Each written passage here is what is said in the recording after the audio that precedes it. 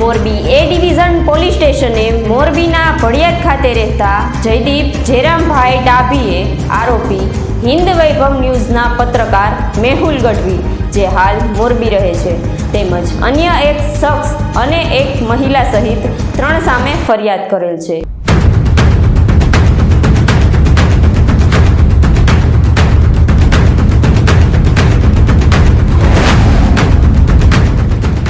પત્રકારના મુખોટા પાછળ છુપાયેલા આ શખ્સને મોરબીની જનતા બરાબર ઓળખી લે.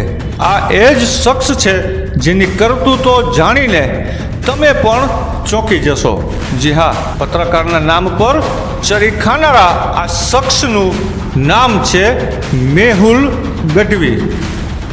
હિન્દ વૈભવ ન્યૂઝ નામની ચેનલ ચલાવી મીડિયાના નામે લોકોને ડરાવી ધમકાવી દાદાગીરી બતાવતા આ મેહુલ ગઢવી નામના શખ્સ વિરુદ્ધ મોરબીના એક સામાન્ય યુવાને બ્લેકમેઇલ તેમજ એટ્રોસિટીની ફરિયાદ દાખલ કરતા ચોથી જાગીરમાં ઘૂસી બેઠેલા આવા દરિંદાનો પર્દાફાશ થયો છે.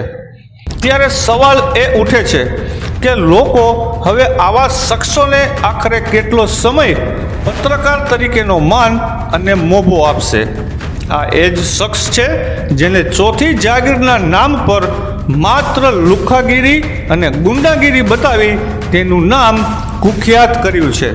જી હા, આ એ જ શખ્સ છે જેને એક સામાન્ય માણસને બ્લેકમેઇલ કરી, જ્ઞાતિ પ્રત્યે હળદૂત કરી, અપમાનિત કરી અને જાનથી મારી નાખવાની ધમકીઓ પણ આપી છે. ત્યારે ધ પ્રેસ ઓફ ઇન્ડિયા પણ એક સવાલ પૂછે છે કે આ પત્રકાર છે કે લુખ્ખો?